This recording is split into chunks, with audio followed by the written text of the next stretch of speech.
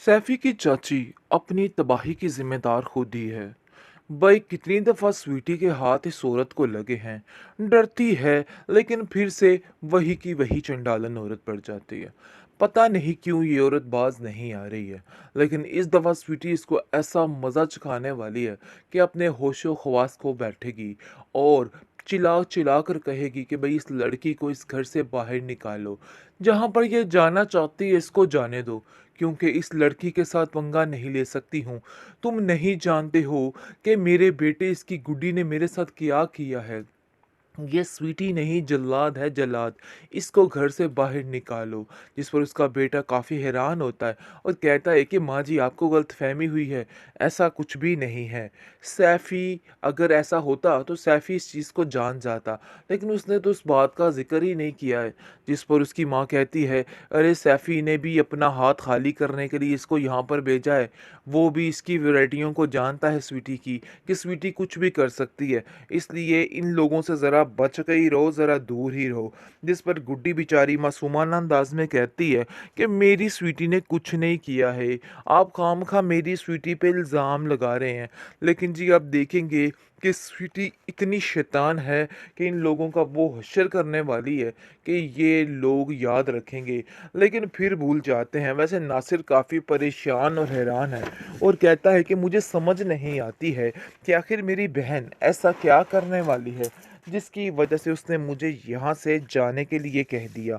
कुछ ना कुछ तो ऐसी बात ज़रूर है जिसकी वजह से वो ये सब कुछ कर रही है, वरना इतनी आसानी से मुझे यहाँ से जाने नहीं देती। आगे से आप देखेंगे कि सैफ़ी कहता है कि हो सकता है भई वो तंग आ चुकी हो तुम्हारी वजह से, इसलिए तुम्हें जाने के लिए कह दिया होगा।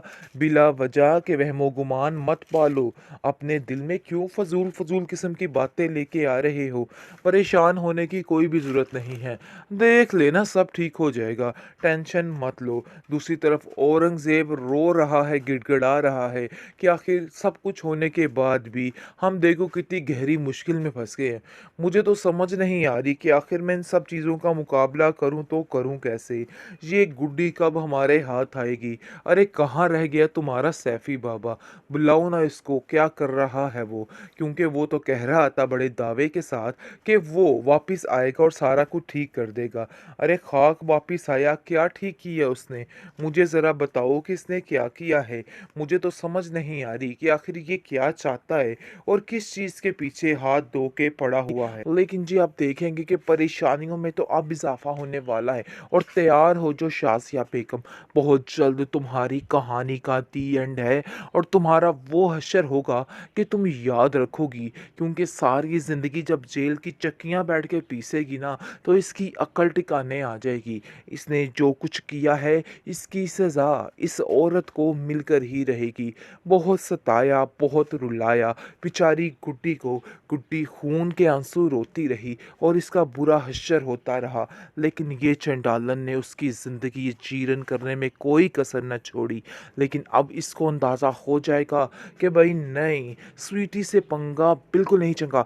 बात ये है कि अब स्वीटी इसके पीछे हाथ मुंह धो के पड़ चुकी है और जान चुकी है कि आखिर ये औरत किस किस्म की है। डरती है फिर ठीक हो जाती है, यानी कि बुरे तरीके से स्वीटी इसको डराती है, लेकिन उस वक़्त तो खौफ़ज़दा होके माफ़ियाँ माँगने पर उतर आती है। लेकिन कुछ ही देर बाद दोबारा वही पुरानी हरकतों पे आ जाती है। कुछ समझ नहीं आ रही इस औरत की कि आखिर ये औरत चाहती क्या है। आखिरकार बज गया धमाका गुड्डी ड्रामे में। नाज़रीन, बहुत ही ट्विस्ट आ गया है, क्योंकि जैसा कि आप देख रहे हैं कि चाची के घर से भाग चुकी है बेचारी गुड्डी। गुड्डी ने अपना रास्ता चुन लिया है, बल्कि उसके घर में जो लड़की बेचारी रहती थी, उस चाची की बहू, उसने बहुत साथ दिया है और वो कहती है कि मैं तुम्हें इन लोगों के आसरे ऐसे नहीं छोड़ सकती। मैं तुम्हारा साथ दूँगी और तुम यहाँ से जाओगी और अपनी ज़िंदगी जियोगी। मैंने जैसे अपनी ज़िंदगी जी है, मेरी तरह मैं तुम्हें जीने नहीं दूँगी। बहुत परेशान हो चुकी है, लेकिन जी आप देखेंगे कि जैसे ही सैफ़ी बाबा को इस बात का इल्म होता है कि आखिर उसकी गुड्डी गई तो गई कहाँ, वो आता है और आकर सारा माजरा देखता है और कहता है कि आखिर गुड्डी को रातों रात क्या हो गया? ज़मीन खा गई कि आसमान निकल गया? समझ ही नहीं आ पा रही कि गुड्डी है किधर?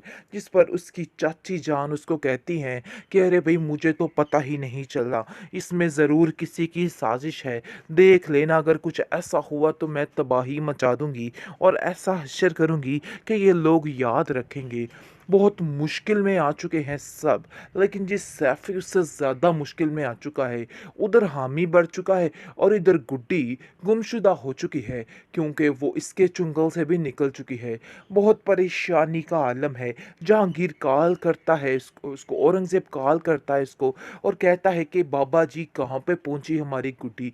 तुमने तो कहा था कि गुड्डी का पता मिल जाएगा। वो उसको आगे से लारे लगाता है और कहता है कि हाँ, बहुत जल्द मैं उसके बारे में तुम्हें बता दूँगा। परेशान होने की कोई भी ज़रूरत नहीं। देख लेना मामलात कैसे ठीक होंगे। परेशान मत हो। लेकिन अंदर ही अंदर से वो ख़त्म हो चुका है, क्योंकि वो जान चुका है कि अब बाजी पलट चुकी है और उसके हाथ में कुछ भी नहीं है। खाली हाथ रह चुका है बेचारा। लेकिन जी आप देखेंगे कि अभी भी हार नहीं मानी जा रही। अभी भी वैसे के वैसा ही है और अपने आप को वैसा ही दबंग समझ रहा है।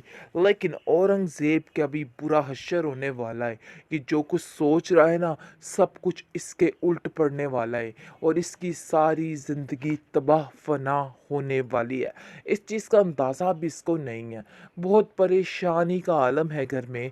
कुछ समझ नहीं आ रही कि आखिर ये मोड़ कहाँ पे जाएगा और कहाँ पे रुकेगा। शाज़िया जो कि बड़ी चलत्तर चालाक औरत बनती थी, अपने आप को न जाने क्या समझती थी। समझ रही थी कि सारा मामला ठीक हो जाएगा और रफ़ा दफ़ा हो जाएगा और सारी परेशानियां ख़त्म हो जाएंगी। लेकिन जी आप देखेंगे कि परेशानियों में तो अब इजाफा होने वाला है। और तैयार हो जो शाज़िया बेगम, बहुत जल्द तुम्हारी कहानी का दी एंड है और तुम्हारा वो हश्र होगा कि तुम याद रखोगी, क्योंकि सारी ज़िंदगी जब जेल की चक्कियाँ बैठ के पीसेगी ना, तो इसकी अक्ल टिकाने आ जाएगी। इसने जो कुछ किया है इसकी सज़ा इस औरत को मिलकर ही रहेगी। बहुत सताया, बहुत रुलाया बेचारी गुड्डी को। गुड्डी खून के आंसू रोती रही और इसका बुरा हश्र होता रहा। लेकिन ये चंडालन ने उसकी ज़िंदगी जीर्ण करने में कोई कसर न छोड़ी। लेकिन अब इसको अंदाज़ा हो जाएगा कि भाई नहीं, स्वीटी से पंगा बिल्कुल नहीं चंगा।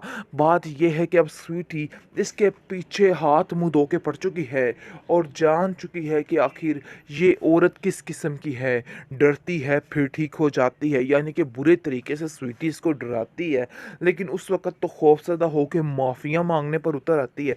लेकिन कुछ ही देर बाद दोबारा वही पुरानी हरकतों पे आ जाती है। कुछ समझ नहीं आ रही इस औरत की कि आखिर ये औरत चाहती क्या है।